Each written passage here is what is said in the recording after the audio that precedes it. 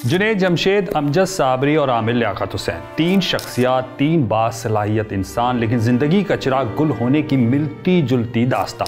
तीनों का अपनी अपनी जगह बुलंद मकाम। तीनों ने शोहरत और मकबूलियत के उरूज के दौर में इस दुनिया को अलविदा कहा, जिनके अचानक चले जाने से इनके लाखों परिस्तार गम और सदमे की कैफियत में आ गए। किसी को यकीन ही नहीं था कि हंसती मुस्कुराती ये शख्सियात के साथ जिंदगी यूं वफा ना करेगी।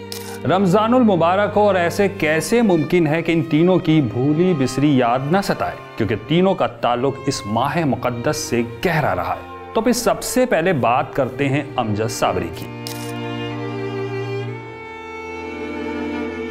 ये रमज़ान का ही महीना था, 16वां रमज़ान था, साल था 2016। अमजद साबरी लियाकताबाद की अपनी रिहाइशगाह से निजी टीवी चैनल्स की रमज़ान नशियात में जाने के लिए निकले ही थे कि घर के करीब ही बेरहम सफ़ाकों ने घात लगाकर उनसे जीने का हक छीन लिया। अमजद साबरी का इब्तिदाई तारुफ तो ये था कि वो शोहरा आफाक कव्वाल गुलाम फरीद साबरी के बेटे और गुलाम मकबूल साबरी के भतीजे थे, लेकिन फिर अमजद साबरी ने अपनी मुनफरिद और अछूती शिनाख्त बनाई। अमजद साबरी ने नातें, कव्वालियाँ और मनक़बत पढ़कर बैन-ओ-अक़वामी शोहरत हासिल की। अमजद साबरी ने वालिद और चचा की ही कव्वालियाँ पढ़कर ही नहीं, बल्कि अपने पास से भी नई कव्वालियों और आरफाना कलाम भी पेश किया। अगर ये कहा जाए तो गलत ना होगा कि कव्वाली को नुसरत फ़तेह अली ख़ान की तरह एक नई जिद्दत दी। अमजद साबरी जैसे बेज़रा और सूफ़ी शख्स को ज़िंदगी से महरूम कर दिया जाएगा, किसी ने ये तसव्वुर भी नहीं किया था। बहरहाल उनकी वफ़ात के 7 साल बाद वो कातिल भी गिरफ्त में आ ही गया जिसने अमजद साबरी को ज़िंदगी से दूर किया था। लेकिन इन बरसों में ऐसा कोई साल नहीं गुजरा जब हर रमज़ान में अमजद साबरी का जिक्र ना किया जाए। हाथों में गिटार पकड़कर लहक लहक कर गुलकारी करने वाले जुनैद जमशेद 90 की दहाई में वाइटल साइंस नामी बैंड बनाकर नौजवान दिलों की धड़कन बन गए। वेस्टर्न अंदाज और गुलकारी खास गीतों ने जुनैद जमशेद और इनके म्यूजिकल बैंड को पाकिस्तान का टॉप क्लास मकाम दिया। दुनिया भर में परिस्तारों का दायरा फैलता चला गया। क्या ये एजाज़ कम है कि दिल दिल पाकिस्तान जो हर एक के दिल की आवाज़ बना हुआ है। जुनैद जमशेद और इनके म्यूजिकल बैंड की काविशी थी ये। रूज का ऐसा दौर जुनैद जमशेद के साथ जुड़ा था कि इनके कंसर्ट्स के टिकट हाथों हाथ फरोख्त होते। इंजीनियर होते हुए भी गुलकारी में वो नाम रोशन कर गए कि हर कोई इन पर रश करता। वाइटल साइंस बिखरा तो सोलो गुलकारी के जरिए गुलकारी में अपने सफ़र को तमाम न किया, मगर इनके मुकद्दर में कुछ और ही लिखा था।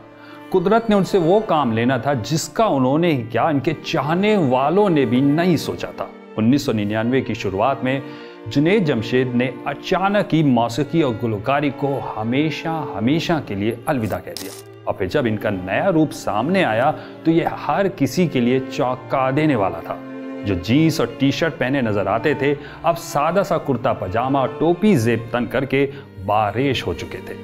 गुलकारी के बजाय अब नात और हमख्वानी में अपनी सलाहियतों का इजहार करने लगे। फिर सब ने देखा कि मुख्तलिफ मजहबी इज्तिमा में शिरकत करते, मसनद पर बैठकर बयान देते। मौलाना तारिक जमील के इंतहाई करीब हुए। अब जुनैद जमशेद इस्लामी दर्स व तहफ़ीम के लिए अहमियत इख्तियार कर गए। ऐसे में रमज़ान आता तो वसीम बदामी के साथ टीवी पर खुसूसी नशियात में शामिल होते। मिठास और अपनाइयत से भरपूर इनका अंदाज़ मुखातिब हर एक के दिल में घर कर जाता।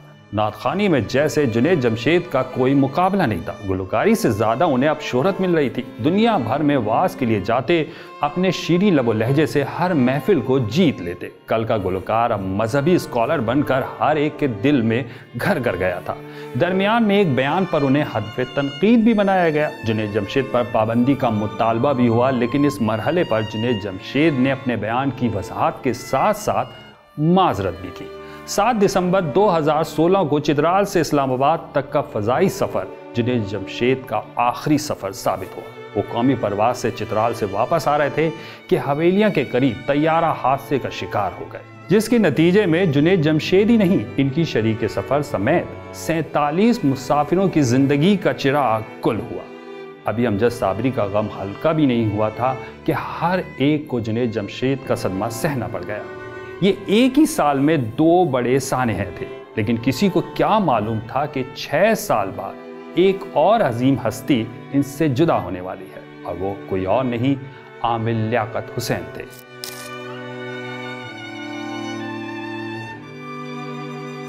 اگر یہ کہا جائے تو غلط نہ ہوگا کہ ٹی وی چینلز پر مذہبی پروگراموں کے بانی عامر لیاقت تھے۔ بالخصوص رمضان نشریات سجانے کا سہرا بھی انہی کے ساتھ جاتا ہے۔ اس کے علاوہ انعامی گیم شو کی شروعات بھی عامر لیاقت حسین نے ہی کی۔ غضب کے مقرر عامر لیاقت حسین کا سفر FM ریڈیو سے شروع ہوا، سیاست میں قدم رکھا، وزیر بنے اور پھر ٹی وی میزبان بھی۔ ہر شعبے میں کامرانیاں ہی کامرانیاں نصیب میں لکھ کر لے کر آئے تھے، لیکن یہ بھی عجیب کہانی ہے کہ ان کا کیریئر تنازعات سے بھرا رہا۔ سب سے پہلے ان کے عالم آن لائن کے کچھ کلپس منظر عام پر آئے۔ ان لیکس ویڈیو میں عامر لیاقت حسین کیمرے کے عقب میں ایسی حرکات کرتے نظر آئے جو قابل اعتراض سمجھی گئیں۔ یہی نہیں، ان کے نازیبا کلمات بھی وجہ بحث بنے۔ عامر لیاقت حسین نے ان لیک ویڈیوز کا الزام اپنے سابق چینل پر لگایا، لیکن یہ بھی عجیب اتفاق ہے کہ عامر لیاقت حسین نے کم و بیش ہر ٹی وی چینل پر رمضان ٹرانسمیشن بھی پیش کی۔ بہرحال ان پر یہ بھی الزام لگتا رہا کہ ریٹنگ کے لیے رمضان پروگراموں میں کچھ قابل گرفت الفاظ اور حرکات کرتے رہے۔ کئی بار ان کے پروگرامز کو بند بھی کیا گیا۔ پیشہ ورانہ زندگی کی طرح ان کی نجی زندگی بھی تنازعات میں الجھی رہی۔ پہلی بیوی کو طلاق دینے کے بعد انہوں نے طوبہ انور سے شادی کی۔ یہ شادی خلا پر ختم ہوئی۔ ابھی یہ خبر پرانی بھی نہیں ہوئی تھی کہ عامر لیاقت حسین نے صرف 18 برس کی دوشیزہ دانیہ شاہ سے بیاہ رچا لیا۔ یہ شادی بھی ناکام رہی۔ دانیہ شاہ نے ان پر تشدد کے الزام لگائے، تنسیخ نکاح کے لیے عدالت سے رجوع کیا۔ اسی دوران عامر لیاقت حسین کی نجی ویڈیو بھی لیک ہوئی، جس نے عامر لیاقت حسین کو ذہنی طور پر توڑ کر رکھ دیا، یہاں تک کہ انہوں نے ملک چھوڑنے کا اعلان کر دیا۔ ایک ویڈیو پیغام میں عامر لیاقت حسین اپنے ساتھ ہونے والی ناانصافیوں کا تذکرہ کرتے ہوئے اشکبار ہو گئے۔ عامر لیاقت حسین کا یہ بھی کہنا تھا کہ انہوں نے یہ سوچ کر شادی کی تھی کہ وہ کسی کو سہارا دے کر اپنے گناہوں کا کفارہ کر لیں گے، لیکن ان کا تماشا بنایا گیا۔ اور پھر 9 جون 2022 کو عامر لیاقت حسین کی طبیعت ایسی بگڑی کہ قریبی اسپتال لایا گیا، جہاں ڈاکٹرز نے یہ بری خبر سنائی کہ غیر معمولی اسکالر اور مقرر عامر لیاقت حسین اب اس دنیا میں نہیں رہے۔ یہ منظر بھی سب نے دیکھا جب عامر لیاقت حسین کی پہلی بیوی کے بیٹے نے ان کی نماز جنازہ پڑھائی۔ ہر آنکھ اشکبار تھی، ہر دل سوگوار تھا۔ موت کی وجہ کیا تھی یہ راز ہی رہا، کیونکہ عامر لیاقت حسین کی بیٹی اور بیٹے نے پوسٹ مارٹم کرانے سے انکار کر دیا۔